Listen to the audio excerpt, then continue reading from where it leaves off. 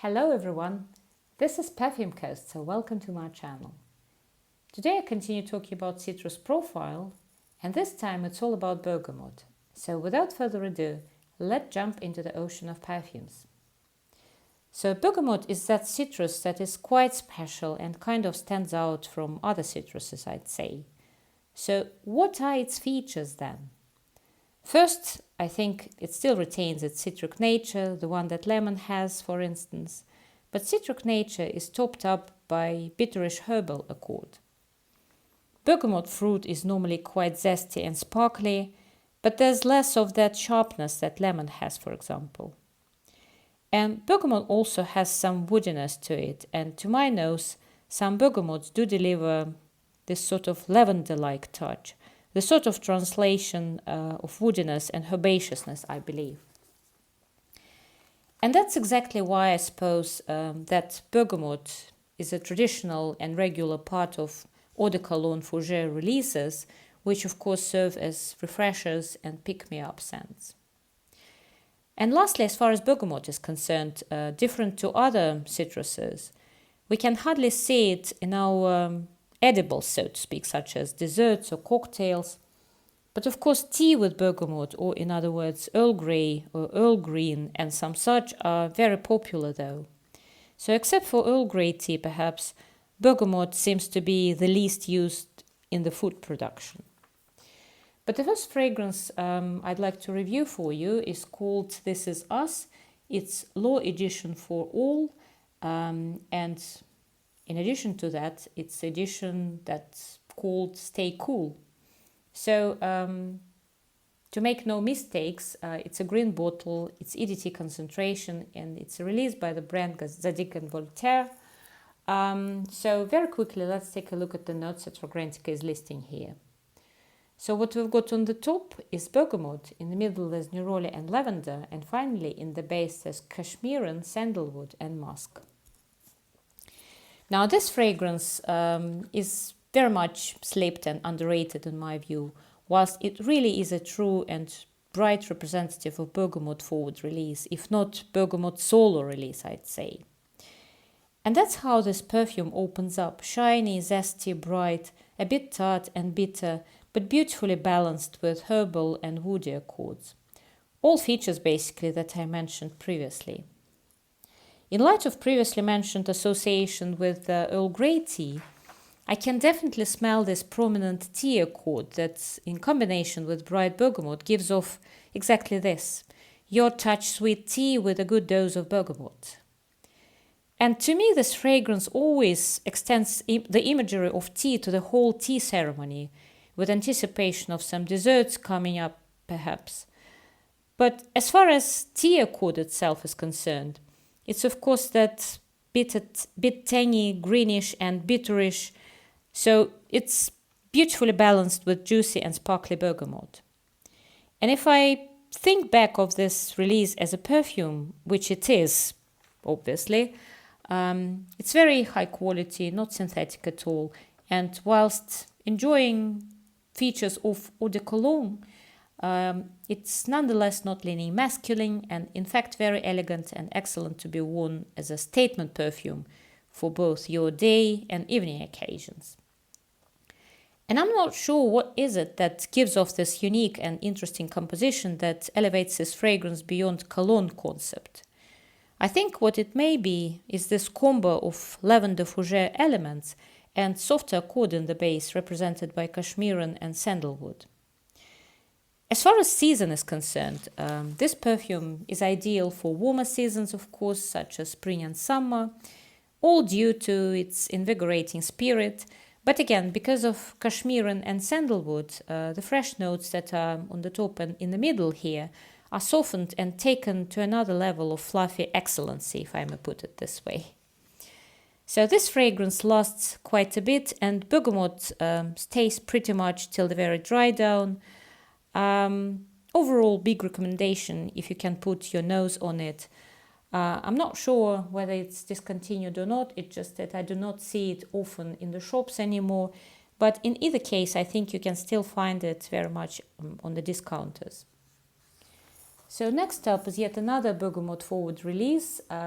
It's released by the house Perris Monte Carlo, and the release is called Bergamotto di Calabria. And as always, let's take a quick look at the notes. So what we've got on the top is bergamot, petitgrain, pink pepper and black pepper. In the middle there's orange blossom, neroli and jasmine. And finally in the base there's Haitian vetiver, sandalwood, iris and musk. Now this fragrance compared to the previous perfume is a lot sharper and also more tart, I'd say. First time I tried it, it's quite funny. It reminded me a bit of citrus vinegar. And yes, I know how it sounds, but trust me, the connotation I have in mind is this touch bitter tartness that this beautiful, clean and natural fragrance has.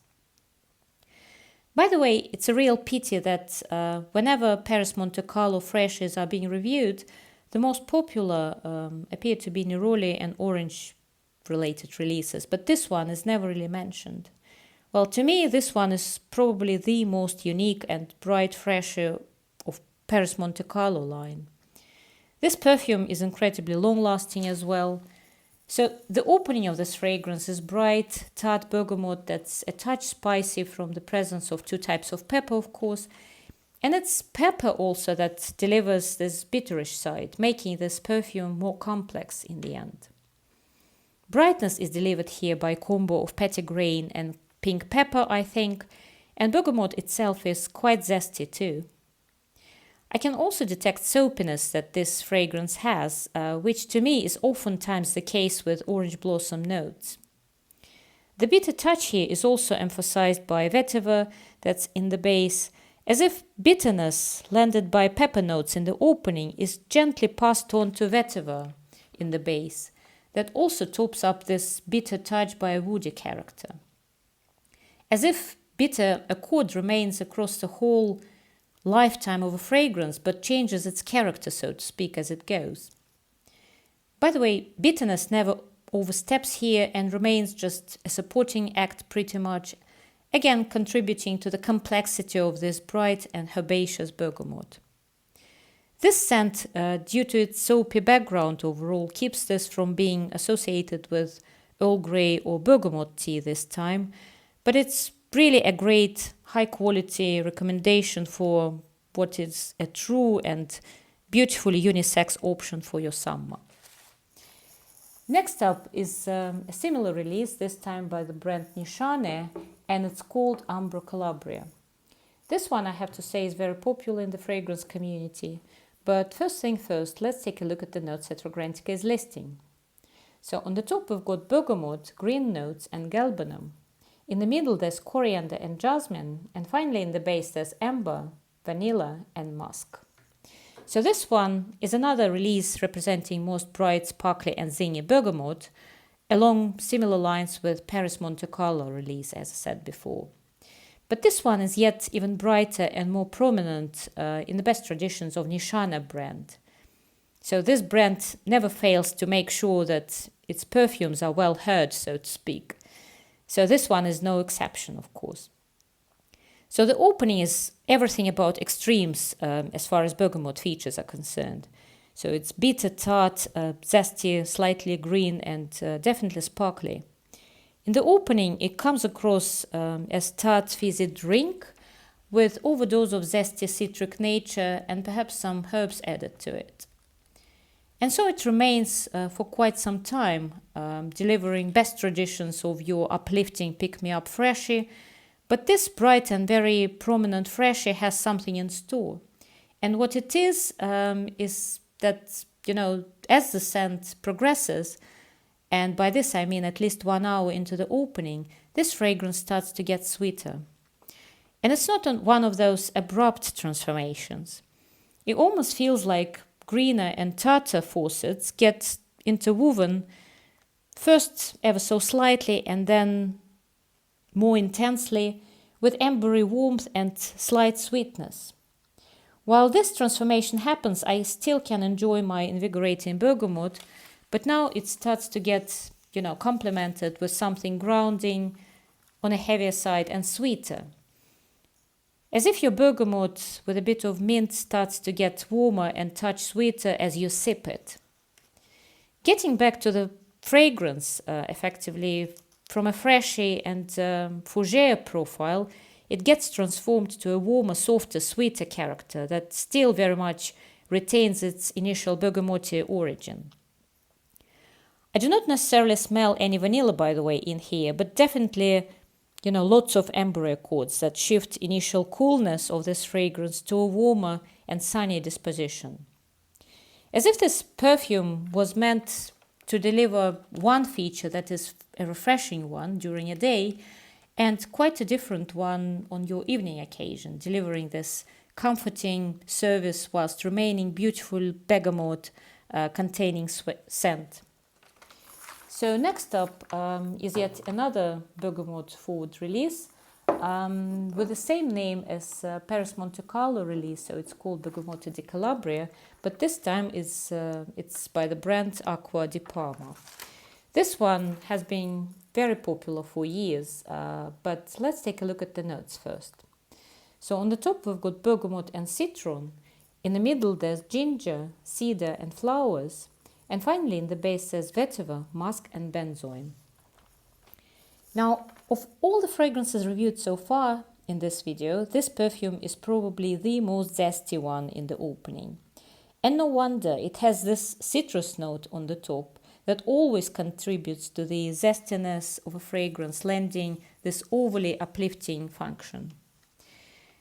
This one is also the most straightforward citric fragrance of all mentioned before. But sometimes we do not really need anything extra, do we? Sometimes we just need to be refreshed, freshened up, and break through that steamy heat season. And this is exactly that. I would also say that whilst its name is dedicated to bergamot, I wouldn't necessarily call this perfume bergamot forward. For what it is, it's more of a, lemon fruit or collection of various citruses rather than bergamot alone. And I think it's largely because of the presence of that citron that often tends to overpower all other competitors in the bouquet, so to speak. But to my nose, this quite linear fresher is all about general citrus profile, amplified by something the likes of verbena perhaps, as verbena, tends to deliver precisely what I smell here along the citrus, namely this woody green combo. And effectively, that's how the scent remains. Citric, a touch green, refreshing, and inoffensive classic freshy, with a limited longevity though, but again, for what it is, this scent delivers all the features expected from this profile, and also in a most high quality way, I'd say.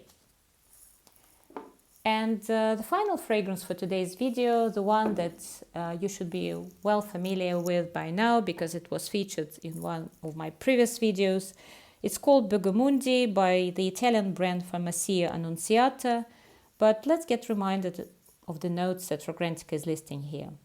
So on the top we've got bergamot, lime and mandarin orange, in the middle there's orange blossom and magnolia, and finally in the base there's white musk and cedar. This fragrance has been featured in my earlier video, as said before, but I needed to add this one to this video as well. As the name suggests, this fragrance is dedicated to bergamot, that's why. So, as mentioned before, this fragrance to my nose is this overly sweet, sugary sweet, fizzy drink, which is, citrus-based obviously, but because of amplified sweetness, it's quite hard to detect a specific fruit in here. Since there are both lime and bergamot in here, whenever I think of lime, to me, it could easily be sugared lime, but when I think of bergamot, on the other hand, it could be one as well, pretty much. So in the end, I'd say similar to the previous release of Acqua di Parma, in this sense, this fragrance in the end is also about generalized, nondescript citrus fruit rather than anything particular. So this fizzy drink has a good dose of alcohol to it, the likes of gin perhaps, but this scent is very long lasting and very, very unique. And for this reason, I'm really pleased to have it in my collection whenever I like my freshie to be sugary, sweet and cocktaily.